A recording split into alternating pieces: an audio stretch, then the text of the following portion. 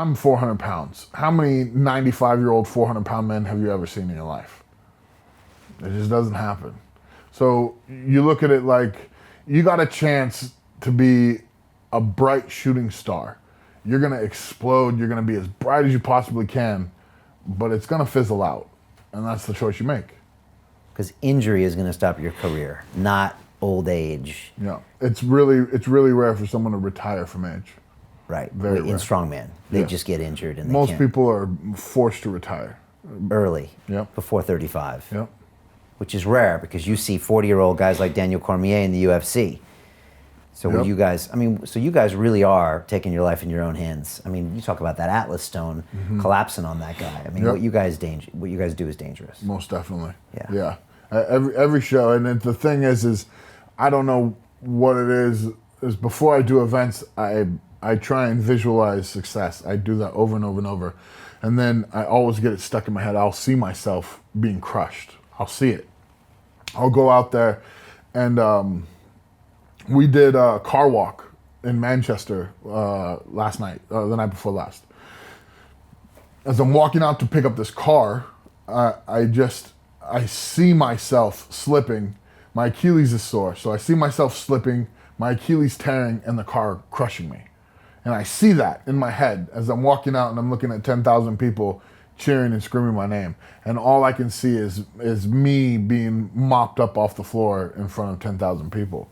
And you have to shake that off, accept that that's a possibility, and go or don't go. You know, that's your choice. And that's the truth about life, man. Honestly, we could walk out here and a bus come over and hit us. You know, that could happen anywhere. You always have to accept the possibility that you're going to go.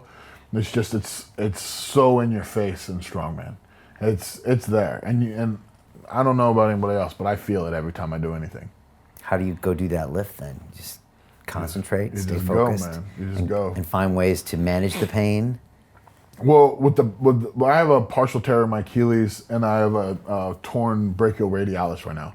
So when I did the Atlas stones, this ripped off of my forearm, and in the middle of loading a stone, and I still had 2 more stones to go, and I still finished, and my Achilles hurt so bad when I was running with the car, and I got 3rd place in that event. I still ran fast. It's just one of those things you learn through sport, through Strongman, that the pain's gonna be there. You know, you don't really go to the gym, beat the holy living hell out of yourself, and go home with pip in your step. You know, it doesn't really happen. So Yeah, but gym soreness is one thing, and injury is another kind of It is, pain. yeah. Most guys don't do injury pain. Right. They go to the gym and they just pump out those reps. Right. Injury pain's different, man. It is. Right. It is. But in Yeah. football, you learn how to play through injuries. You do. don't they? Rub some dirt on it and keep going. So it shouldn't be called the strongest man. It should be called the most pain-tolerant man. Yes. Because that's a lot of it. Most I watch you guys definitely. on the show, and I'm like, how can you guys don't look warmed up, and you're not in competition, and I'm like, how can they ask you guys, I mean, you guys walk these stones across this bridge, right? I mean, we should talk about that, right? Yeah. So on the TV show, there was this place in Scotland, right? Where you Yeah. picked up these 2 heavy stones. The Denny stones. The Denny stones, right? Yeah. Donald Denny is their namesake, and it was awesome. Like, first, when we got there, I was telling you this earlier. We're there and we're looking at the stones, and the stones are out in front of this old house right by the bridge, and just this mass of Scottish people just encompassed us, and they're all just screaming at each other about this is the way Donald Denny carried him, and no, this is the way he carried him, and they're super invested in this story that we're trying to tell to the world. So these people, it's to them, they're not just some stones. Like, to them, that's their history. Like, the strength of a country is a big deal. When you go to Scotland, and if you insult the strength, if you insult Donald Denny in Scotland, you better be able to back your shit up, because they don't mess around like that. Or if you were to go, make fun of some ancient strongman in Asia and different spots, you're basically just saying the entire culture is weak. Right. Your whole culture is weak because this guy wasn't that strong, and that doesn't fly well. So we're there, and they're like you said, there is no real warming up for that because what are you gonna do? You're gonna pick them up to go? Like the picking them up is the event. So what are you supposed to do? So and it's Scotland, so it's windy and it's cold, and we got all these people. Just every one of them wants to make sure that we hold Donald Denny in the proper light, right? Which I feel like we really did. That's something that we all took great care in, is making sure that each one of these people got their due justice, and none of these men were perfect.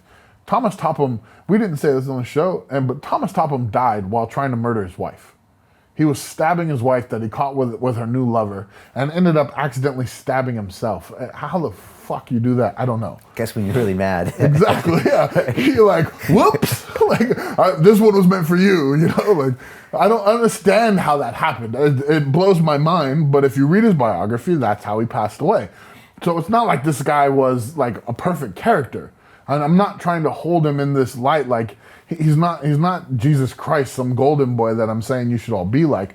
But what he did do was he created a culture of strength, and what he did do was he helped out some people. He was good to these people, and he did these things. And so just because there's a couple bad eggs doesn't mean you need to throw out the whole batch. Like, we wanted to bring positivity and bring light to strength. We wanted to tell a story that made other people want to do the same thing. So we took very much a lot of pride in telling these stories in a way that, would inspire other people to be their best selves.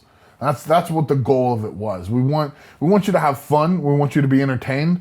But I want you to be at home and be like, man, like, I really want to do the best I can on that paper I got to write. Or I really want to go and maybe you like to work out. I want to go do the best I can on that. Or maybe you train dogs. I've got friends who train dogs. Maybe you want to be the best at that. Whatever your best self is, I want the show to inspire you to being that.